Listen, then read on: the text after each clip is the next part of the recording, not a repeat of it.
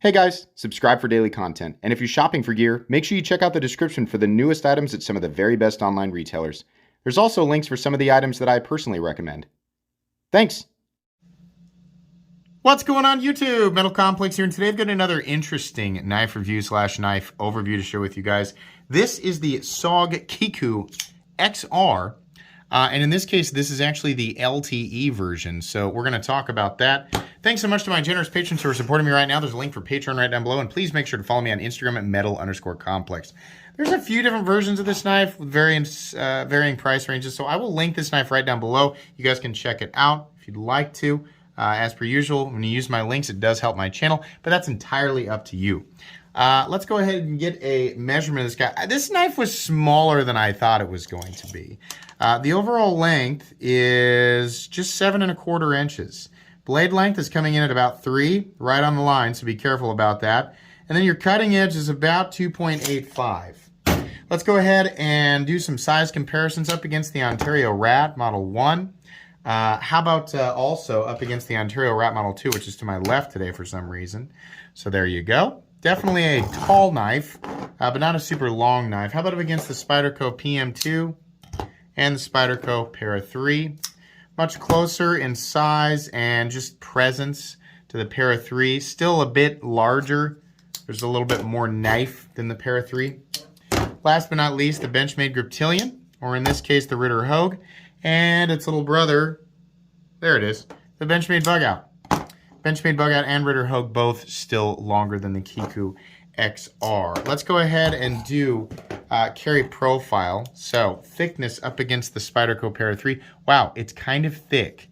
And it's that way on both sides right down here at the end. I know it tapers, but you have to, you know, we're looking at with the scales as well. So yeah, it might be a little thick. It doesn't really feel that thick though, to be honest, but it's there. So just be aware of it. Length and height up against the PM2 and Para 3. You can see here this is quite a tall boy. With the flipper tab, it actually does get a bit taller than your Spyderco knives. So not quite as long as the PM2, about the same length as the Para 3, definitely thicker and taller than both. Though, truthfully, I don't think it'll be that, it doesn't really feel like that crazy of an object to carry, but those are dimensions that you probably do want to be aware of.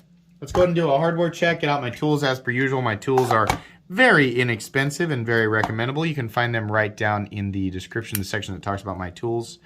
Pivot is a T8. Now, unfortunately, the body screws are all going to be T6, 1, 2, 3 on this side, and 1, 2, 3 on this side, plus the pocket clip screws. So we have a little bit of excess hardware, and they're not my favorite size. Just be careful, don't strip them, get yourself some quality tools, and you should be okay. Let's go ahead and weigh it. Weight of the Kiku XR LTE, 3.95 ounces. Wow, okay, so this, what's the LTE? You see here, these are the liners. All of the liners are entirely carbon fiber. Let me get the flashlight out so we can see. Yeah, can you see in there? The liners themselves are carbon fiber. Cool. That's different. I don't know how necessary it is, right? It definitely lightens this knife up. I looked at the weight of the standard one, and it's like 5.19 ounces. So they managed to save or shave about 1.25 ounces off of a knife that, you know, kind of looks like it should weigh this anyway. Okay. That's kind of cool. The liners can't rust. That's something that's neat. So I do appreciate that. Now there is obviously, like on the inside here, the bearings are not running on carbon fiber.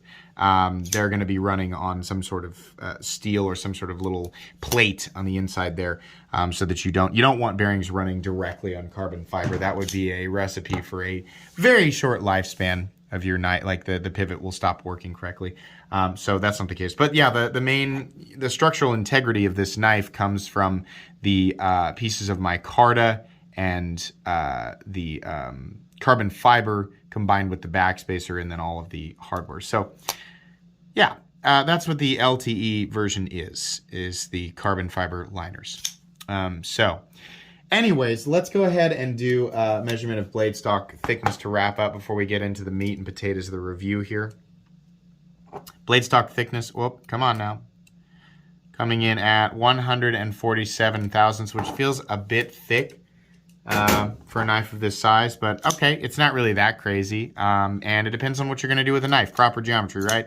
So anyways, let's go ahead and jump in here. So yeah, this is a little bit smaller than I thought it was going to be. It's relatively comfortable. I'm feeling that pocket clip, right? Just barely enough room to get a full 4-finger grip. My main confusion here, well, you know, like I went to flip it, and because of the nature of the XR lock, which if you don't know operates very similarly to the Axis lock. In fact, it's essentially the same thing with little switches instead of little, you know, whatever you call these, studs, right? It's essentially the same thing. With the flipper, it kind of gives it the feeling of a lighter detent, but truthfully, as you can see, I'm trying to fail it, and it's really not having a problem. It's running on bearings, but it doesn't feel like the smoothest thing in the world. Listen, it kind of whoosh, whoosh, right? It just feels a little gritty. It works. It does what it's supposed to do. It just doesn't feel right. For what this costs, it's not going to leave you, like anybody who's handled like, you know, some of the nicer action that you can get. I mean, even in like the $50 territory, you're not going to be super duper impressed by the action on this. It flips and it locks out. It does what it's supposed to do, but it doesn't feel super, see what I mean? It doesn't feel super great in between, right? It gives the impression that the detent is light or nearly non-existent. Not nearly, but it just feels odd. It kind of, right? On top of that, there's a little opening hole thingy here, which is a little bit awkward. I mean, you can get your finger in there, but if you do this, you're kind of being pushed up against this nub right here. And see, as this passes, you have less and less and less space to keep your thumb in that slot, so you're kind of having to, excuse me, sir, thank you, right? That's what it feels like.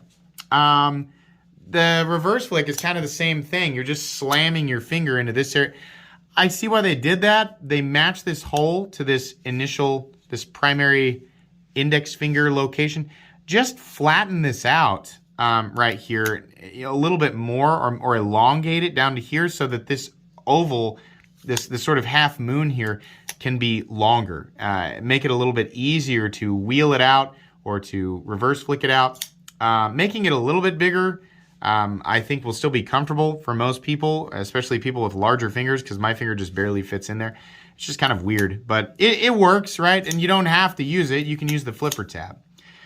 There's nothing in the cutting path. This area is a little bit ugly right here. There's no sharpening choil, so it just comes to this awkward, you know, when you go to a dead end and it's just like they didn't, like a dead end on a street, and they didn't bother to like make it look nice. So it's just like the road just like turns into the, you know, grass and dirt, and the weeds are kind of overtaking it. That's what it looks like right here. A sharpening choil right there would have just created an area where it can get caught up on stuff, but then again, it would have kind of been appreciated. I don't know. This area right here, right? It's pros and cons. There's good and bad things about either of that, leaving it the way that it is or adding a sharpening choil, but this abrupt end just kind of, it doesn't look super great. And I'm being harder on this knife than other knives that I've reviewed here recently that have that exact same trait. So, I don't know. Take that for what it's worth. Wow, this knife has an enormous flat. This knife the blade is definitely durable. What's it made out of? CTS XHP. Can we see that right there? Oh, cryo treated CTS. Yeah, okay. Cryo treatment apparently adds a little bit of toughness, but maybe a slight bit of potential edge retention. I don't really know. I don't know that it's really any measurable difference. Supposedly it does. I think most people are not going to notice it. That's cool though. Okay. So yeah, anyways, there's an enormous flat on this guy, carrying out about 85% the length of the blade. Yeah, I wouldn't worry too much about breaking this. It's going to be a pretty durable blade. It's just needlessly huge in the flat, and it leaves such little room to drop down towards any hint of a reasonable cutting edge. We have a compound grind, so we have a recurve, right? And in this area in here is hollow ground, which helps thin it out just a little bit, not much. This area up here is flat ground, and it's very thick. So, yeah, it's not crazy. I mean, it'll still slice. It's just not anything. It just seems I don't know, more presentation and less function there. I don't think that this flat needed to be so thick. It would have allowed for the edge to thin up and just, I don't know, be more pleasant to use. It looks cool though, right? They kind of have a little harpoon notch up here. It's still plenty functional. It'll do just fine day to day. It's just, it was an odd choice. The scales, it's kind of this combination black and OD green micarta with some scallops here, making it look like, I don't know, somebody's rib cage or the rib cage of some, I don't know, like if caterpillars had a rib cage. There you go. Yeah, it works. Not anything meaningful in terms of traction. It's mostly the lines of the knife that hold you in. And the jimping that is here and here and here. It's not crazy for a SOG, but it's all over the place. You're able to lock in. We have a little backspacer back here. There is a spot for a lanyard, but it's the pocket clip is slightly in front of it, which I actually find humorous, right? It's the first situation where the lanyard hole, you know, it's like my brain wants me to go, well, that's stupid. They put it, you know, right where the pocket clip is, or they put the pocket clip right in front of the lanyard hole, so you can't make use of the lanyard hole. Who cares? I mean, it is dumb for people who want to use lanyards, but just move it back. Like, put it back here, or I don't know. It's kind of silly. But fortunately, the pocket clip is being prioritized over the lanyard hole, which I think is the way it should be. And it's going to carry pretty deep, so that's nice. I don't like these where they come straight and then there's a dip and they come in straight out. I like where it starts to drop from here and then just swoops up. It probably could have been a bit shorter. Maybe that would help with the, you know, really feeling it right in the middle of my palm. It's not too bad, right? But it's there and you're definitely going to feel it. This blade is, yeah, it's pretty much centered. Ever so slightly off to the right, it's pretty much centered. Lockup, yeah, completely and totally solid. Do we have any shouldering back here? A little tiny bit of shouldering, so that's nice. Nice big old fat stop pin in there. So that's good. And then pivot lash, I don't know. Do I really need to check? No pivot lash. Okay. All right, so this is an okay knife. Doesn't look like anything spectacular. It'll work. Kind of thick on the grind. The action is blah. Like it. I mean, you can flip it and it'll deploy, right? And it'll lock out solid. That lock that SOG is using is very similar to the Axis lock from Benchmade, the Able lock from Hogue, and all those everything else that's basically just the Axis lock. Yeah, it'll lock out solid, super tough. I love CTS XHP steel. It's a wonderful steel. It's essentially stainless D2 and it's powder formed, which is great. Your thumb action is weird because you're running into this ridge right here. Same with the reverse area. The scales are pretty thick, and the whole carbon fiber liner thing is kind of cool, but seems unnecessary, especially when you look at the price tag. So the standard version of this knife comes in at something like $180, $185, and then this guy with the carbon fiber liners is $220 to $225. Wow, no. At least for me, I'm not thinking, gosh, I just really wish this weighed 1.25 ounces less, and I love the idea of carbon fiber liners. I'm willing to spend that much more on a knife that is probably already overpriced. The carbon fiber liner thing just doesn't make sense to me. I mean, some people might think it's neat, and you know, it's kind of silly because it's like somebody like me, it's just a preference thing, because I will pay more money for elements that are completely and totally unnecessary and have no utility involved, but I just think that they're cool. So I'm sure that there are people looking at this and going, I just think the idea of carbon fiber liners are cool, and I would pay more money for it, even if it doesn't really, you know, I'm not really gaining any serious benefit from it. All right, well, I guess that's fair enough. The XR, the standard version and this version, I think are just too much money. Like, I mean, okay, I'm sure it actually does add a cost to do this, as unnecessary as I feel like the liners are, the carbon fiber liners. I'm sure it does cost more to do this than the standard version. So the regular version of this knife should be like $150, and this should be like $170. That's honestly, I feel. Looking at this, like, that's what it feels like to me. Honestly, I pick it up and it feels like a knife that costs about $150, and I think, oh, well, it's probably about $170, just given, you know, what the deal is here. These are not made in China, they're made in Taiwan. So higher production costs or higher manufacturing costs there. That's what it feels like to me. $224, that was a real shocker to see that. This is it's a knife, and it's a good example of SOG kind of moving in the right direction. There's a lot more function than tactical nonsense here than there used to be with SOG. And I know I'm behind. Like, SOG has, kind of been changing their game for a while now, and I think that's great.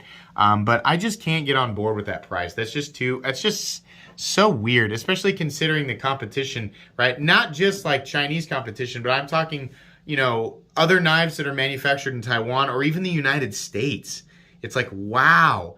Like, there are Benchmades that make this look like a terrible deal. Like, this makes some Benchmade knives that people say, oh, overpriced. It makes them look like an excellent deal. So, nah, I'm going to pass on this. Neat. I think the whole thing needs to be a little bit bigger. Like, go ahead and go full send on it. A little bit bigger, a little more room here. Knock this area down, right? Flat. It's just unnecessarily large. The action is just very, like, lots of grinding and surface area. There's a lot of just not, I don't know. The fit and finish, like the construction fit and finish is fine, but the action combined with just the awkward placement of things, this just isn't my favorite. It's not my favorite thing in the whole world. It's okay. It's just not great. Not something I'm going to openly recommend. But if you really like it, right, you can, obviously it's your money. Do what you want to do with it. That's going to be pretty much it today, guys. I hope you enjoyed this video. If you did, please leave a like. If you'd like to check out my other content, I do, of course, have lots of videos of knives that are either expensive or inexpensive that I do or don't like, so check those out. And if you enjoy all my content, go ahead and click on that metal complex. So go right there and subscribe because there's definitely more coming. Thanks again for watching, everybody, and have a great day.